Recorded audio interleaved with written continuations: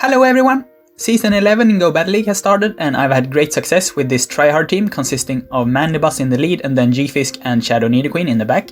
In the start of the new season I purposely lost a bunch of games when you don't have to win to rank up, so when I started trying to win I was just under 50% win rate and then I went on a 17 game win streak followed by a 27 game win streak followed by a 16 game win streak, and in total I've gone 88 with this team from rank 12 to rank 20. And in this video I will showcase 5 battles, so let's get started already. Firstly, I want to show a game against Davi Ferreira, and he leads with a Deoxys, which is very nice for Mandybus, but I still need to be aware of the Rock Slides or Thunderbolts. So I go for a foul play after 5 snarls to use it in the middle of his animation so that he doesn't get a piggyback, and then my opponent goes for a charge move. He only made 2 counters there, which is kind of a misplay since I then get 1 extra turn for free. But anyways, here is why I want to show this game, because if you haven't noticed already, my team is pretty weak against Galarian Stunfisk, and it doesn't help that Galarian Stunfisk is one of the absolute most common Pokemon in the entire Great League. So my main counter to Galarian Stunfisk is actually Mandybus, and usually Mandybus can get off 3 foul plays if you have decent IV and if they are not attack weighted.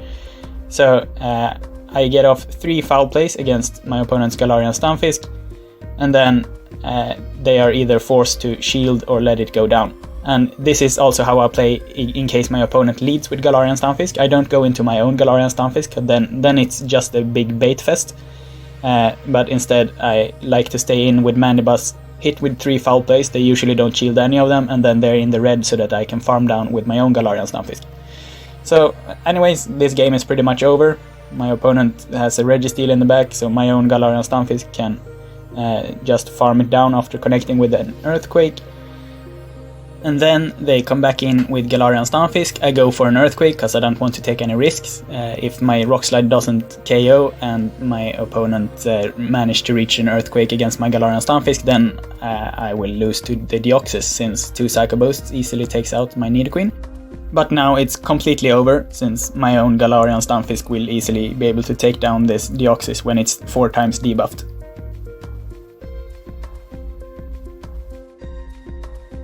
Next up is a game against Unsini, and he leads with a Wigglytuff, which destroys Mandybus, so of course I need to switch immediately. And usually against Charmers or Azumarill I go straight into Galarian Stunfisk in the lead, but against stuff like Registeel and Bastiodon or Walrein I go into Shadow Nidoqueen. So both Pokemon in the back can be used as safe switches. And my opponent counter switch with a Scrafty, so far in this game I'm completely hard countered. But my opponent seems to be miscounting, and they shielded a Rock Slide even though I wasn't at an Earthquake yet. So now I suddenly have a slightly better chance, even though my Mandybus is still dead weight because of that Wigglytuff. But then my opponent finds a win con for me. He stays in a lot with this Scrafty, and it seems like it's a single moved Scrafty because he's only using foul play. But then he switches out into Skarmory, and this is a terrible play. Since you should absolutely try to maintain switch advantage, even if it means going down in energy when you have a Wigglytuff against a Mandybus.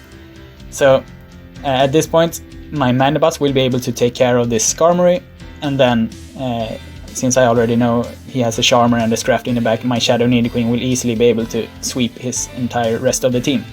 So that was, I was completely hard countered based on teams, but my opponent got impatient and then lost because of a misplay by going into Skarmory against Mandybus.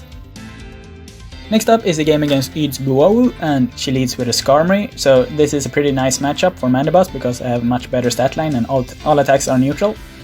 So after 7 snarls I go for the foul play in case my opponent wanted to nuke and switch. So if they went for Brave Bird there, they would win the CMP tie, but then they would have to take a foul play when they are triple debuffed. So now my opponent goes for a Brave Bird, and then they make a very nice switch because they knew I was at basically 100 energy, so I was not going to use another snarl. So they could expect me to use a foul play immediately there, so very nice catch. But now my Nidoqueen will get a lot of value because, well, I really don't want Nidoqueen up against Skarmory, and I'm not going to need to use any shields against the Scrafty. So here Nidoqueen put in a lot of work, even though it's up against the Skarmory as well. It dealt a ton of damage, but now my opponent has a double shielded Galarian Stunfisk in the back, and I really want to avoid going into baits, because I hate bait fests. So I switched into Mandybus, and then I managed to catch the Earthquake, which was really nice, because then I can stay in here, and my opponent tries to farm me, but that's not a good idea to try to farm a Mandybus with mud shots, because I could easily reach both 3 and even 4 foul plays right here. So I was able to connect with 2 foul plays and put my opponent's Galarian Stunfisk low enough so that now I don't need to bait anymore. I can just go straight rock slides, because my opponent is not going to reach 2 rock slides and an Earthquake after that. So as long as they don't do some catching shenanigans or I start to lag, then this will be a win. So here I shield once again, it's another rock slide, and then I will KO my opponent's Galarian Stunfisk, and they still have Skarmory in the back with some health and a bunch of energy, but I'm way out of Brave Bird range, so I can tank 1 Brave Bird and then go for a rock slide and win the game. So that's a GG. Next, I would like to show you the game that ended my 27 game win streak, and it's a game against Hookie, and Hookie decides to lead with a Medicham. So this is pretty decent for me, but then I make an inaccuracy. I make only 4 snarls before going for Aerial Ace, because for some reason I thought they would go straight for the Ice Punch, but that's just bad, because now my opponent got a free counter and I did not get the snarl piggyback, so now I'm just a full snarl behind in energy and damage. And my opponent starts to shield these Aerial Aces, and I'm completely fine with them shielding and letting me have the shield advantage, because both of my Pokemon in the back loves shield advantage. So I'm fine with letting my Mandibus go down, and then I decide to try to farm down with Shadow Nidoqueen, but of course my opponent has a ton of energy, so I'm shielding and it's a Psychic, so that's great, and I try to farm down all the way, but then they reach another charge move, and this is, since I don't have any idea what my opponent has in the back, I want to keep my Nidoqueen healthy. And they have an Altaria, so I switch into my Galarian Stunfisk, but my opponent made a very nice call to not go in with Swampert against Nidoqueen, even though Swampert has a better matchup than Altaria. So my opponent called that Swampert had a great matchup in the back.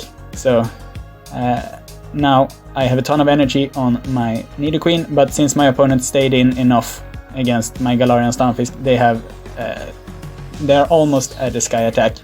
So I will be able to connect with 2 of these Poison Fangs, but my opponent will reach the Sky Attack and I'm just 1 Poison Jab away from the next charge move. So here I lose. So after that win streak died, I got another win streak, and here is a game against Nastaswala, where I lead into a Galarian Stunfisk. And like I said earlier, the way I play this is I stay in with Mandibus, because I know I'm going to lose the lead, but I prefer losing the lead and have some energy advantage rather than going into my own Galarian Stunfisk and just have a bait fest, because if my opponent connects with an Earthquake before me, then I will lose the game completely. Every time. So here I will be able to connect with 3 foul plays before I get KO'd. And my opponent is going to overfarm slightly, and they do this very good right before I reach my next foul play. So now they are at 5, so even if I had shielded that, they could have just thrown again, and they win the CMP, so I would have to do double shield to get switch advantage, and then they survived with 1 HP to use the Earthquake, so I had to shield that. And then they come in with a Medicham, and since Medicham can beat Nidoqueen with some energy advantage, I really need to connect with an Earthquake before switching out into Nidoqueen. So that's why I'm staying in, to hopefully put the Medicham into farm down range for Nidoqueen, and hopefully they have something that Nidoqueen can handle in the back, like a Charmer or maybe Registeel or something that I can one-shot with Earthquake, but they have a Venusaur in the back, and Venusaur can destroy Shadow Nidoqueen when I don't have shields. So that's how my 16 game win streak died, right after the 27 game win streak, and that's what I had to say about this. Thanks for watching.